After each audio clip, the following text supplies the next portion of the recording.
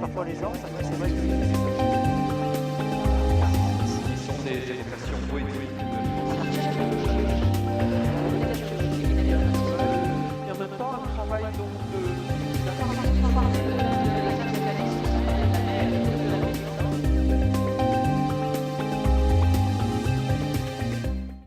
Nous sommes à la bibliothèque Raoul Mille, qui est située dans l'ancienne gare du Sud, qui a été entièrement restaurée. Et c'est une bibliothèque-médiathèque sur 4 niveaux, un rez-de-chaussée et 3 étages, et qui est absolument splendide. Nous avons choisi, avec la directrice, Madame Sylvie Orsatti, la thématique de la relation à l'écrit dans mon travail, ou en tout cas dans certaines des œuvres de ma production artistique. C'est étalé entre l'année 1986 et l'année 2018, c'est-à-dire, je crois, 32 ou 33 ans de travail. Et nous avons donc une grande variété au niveau de la forme des œuvres. Deux yeux qui savent être éblouis font surgir l'éblouissant. C'est une phrase de Roland de Jouvenel qui avait été déjà par moi-même mis sur ce collage que j'avais fait en 1992. Et quand Madame Orsatti m'a dit « Quel titre donnons-nous à l'exposition ?», j'ai réfléchi, j'ai regardé un peu ce que j'avais déjà fait, et d'un seul coup, je me suis dit « Voilà, ça sera le titre de l'exposition ». Pourquoi ? Parce que pour moi, c'est important de comprendre que c'est dans nos mains le regard que nous avons sur le monde. On ne nous impose pas un regard sur le monde. C'est nous qui décidons comment nous voyons le monde. J'ai essayé de rendre hommage dès le lendemain de son décès. J'ai senti, étant de la génération où je l'ai connue jeune au moment où elle portait ses combats à l'Assemblée nationale, j'ai eu envie de faire un portrait de cette femme. Jusqu'à présent, quand je faisais un portrait, il n'y avait qu'un visage, mais en faisant des recherches dans la documentation photographique, il m'est apparu tout d'un coup que, en faisant dialoguer ce portrait de Simone Jacob, jeune en camp de concentration, avec le portrait de Simone Weil, femme accomplie, et dont les regards se croisent et s'interpénètrent, cela permettait, si vous voulez, de montrer que cette jeune femme n'avait théoriquement aucun avenir devant elle, et cette femme accomplie n'oublie pas qu'elle a été Simone Jacob en camp de concentration. Et j'ai rajouté « On ne construit rien sur la haine », qui est une phrase que j'avais entendue d'un commentateur le lendemain de son décès, et que j'ai trouvé tout à fait juste, car on ne construit rien sur la haine de personne, sinon on n'est plus dans l'humanité. J'ai eu la chance de participer à une exposition en hommage à Aimé Césaire organisée par l'UNESCO à Paris. Et à partir de cette première exposition, on m'a redemandé de remettre certains de mes tableaux en Martinique pour refaire 2 ans après un autre hommage à Aimé Césaire. Et là, en allant en Martinique, j'ai créé une œuvre spécifique, des dessins à la flamme accompagnés de fragments de ses poèmes. J'avais racheté sa poésie complète, relue, extrait des phrases, comme je le fais chaque fois. Et donc, quand je suis arrivé en Martinique, j'ai pu lui montrer ces dessins à la flamme accompagnés de ces fragments de poèmes. Et nous avons eu une discussion ensemble où je lui disais qu'il ne fallait pas voir dans ces dessins des traces noires de fumée, mais que j'avais tenté de saisir l'âme de la lumière. En rentrant de Martinique, j'ai eu envie de faire un livre d'artiste avec son œuvre. J'ai donc créé ce livre, Cœur Ignition, à partir d'une sélection de 22 fragments de ses poèmes, et j'ai créé une nouvelle série de dessins originaux, toujours à la flamme.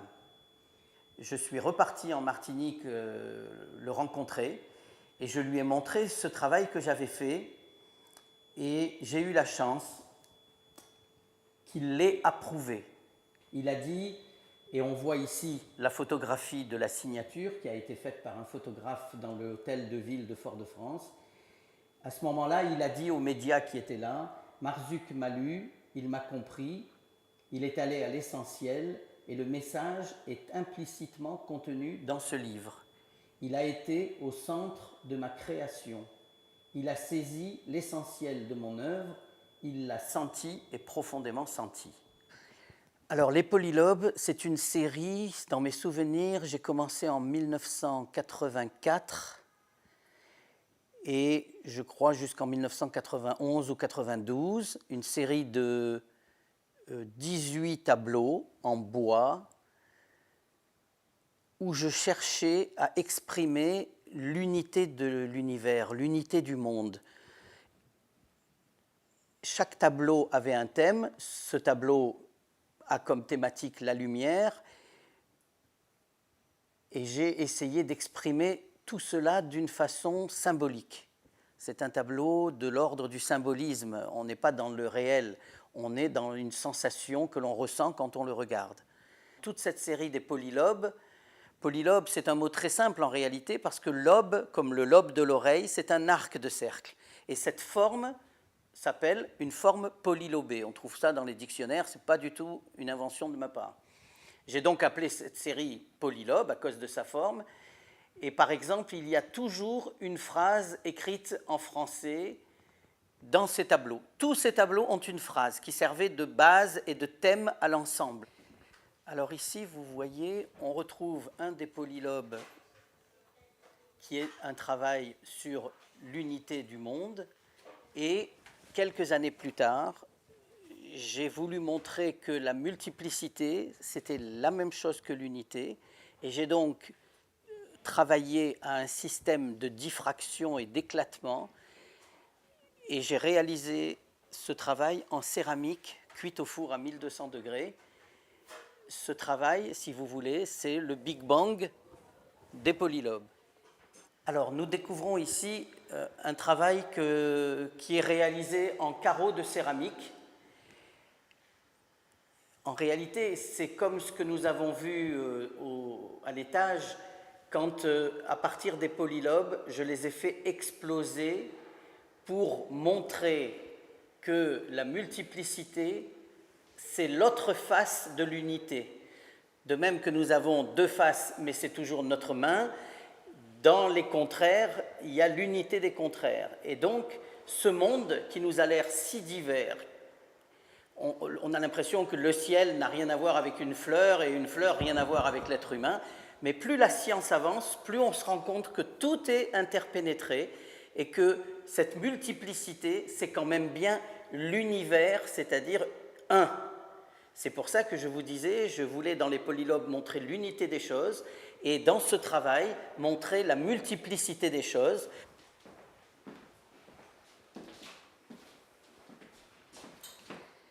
Alors ici, c'est une série assez récente de 8 tableaux faits en 2015 à partir de poèmes d'Yvon Lemaine. Nous avons vu son portrait, et c'est ce poète que j'ai connu quand nous avions 25 ans environ.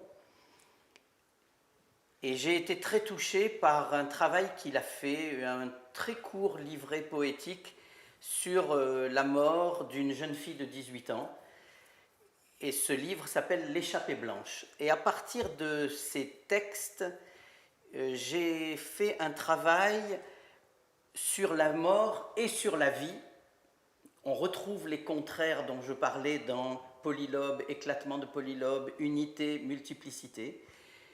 Et j'avais fait une série de photographies des sculptures dans le cimetière du château à Nice. J'ai pris des détails de ces sculptures, principalement dans cette série des mains. Je les ai assemblées dans cette forme avec une gestualité dynamique de peinture pour essayer de rendre la mort et la vie avec ces magnifiques phrases poétiques qui sont sur les cartels. Pleure, je suis d'où viennent tes larmes, je suis où vont tes larmes, par où toujours passera la lumière. Nous sommes en 1995 et il y avait déjà des dessins de plantes dessiner la nature est quelque chose que j'aime beaucoup. Ici, dans ce travail, le texte est d'Olympia Alberti. Olympia Alberti est une grande écrivaine niçoise qui a eu le prix de l'Académie française pour son œuvre poétique, qui est une amie avec laquelle j'ai travaillé dans plusieurs sortes de travaux différents, plusieurs sortes de dessins. Ici, dans cette série de tableaux, on a des fragments de ces plantes et des fragments de ces phrases poétiques. Alors, ici, c'est une série que j'ai faite dans les années 2006-2009. L'écrit n'est plus de poète ou d'écrivain que je lis, mais en relisant les lettres d'amour que j'écrivais à mon épouse, j'ai découvert qu'il y avait des phrases qui me semblaient suffisamment universelles pour pouvoir être offertes. Et j'ai voulu principalement travailler, non pas sur l'amour seulement, mais surtout sur la tendresse amoureuse. C'était la thématique éthique de ce travail.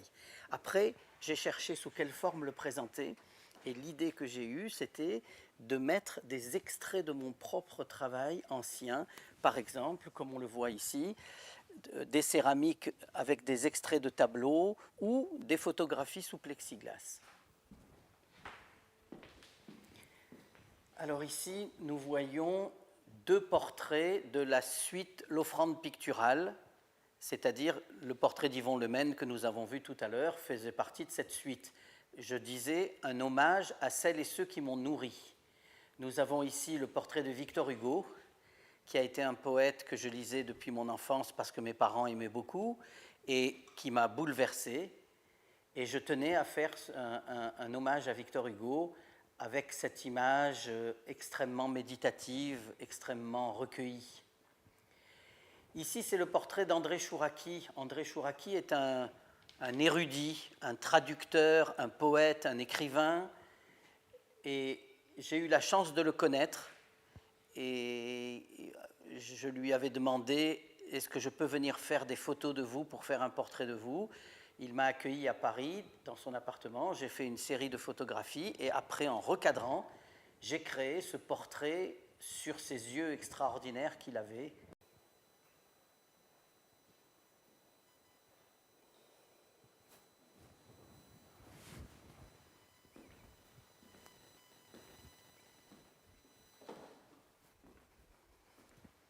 C'est extraordinaire parce que quand j'avais 16 ans, j'étais ici en face à la Villa Thiol. Ça a été ma première école d'art plastique. J'y ai été très heureux avec Madame Giresse et Monsieur Huguenin, les deux grands professeurs de peinture que nous avions. Et les professeurs nous mettaient sur la terrasse et tous les jours, on peignait le marché de la Libération. C'était un souvenir formidable.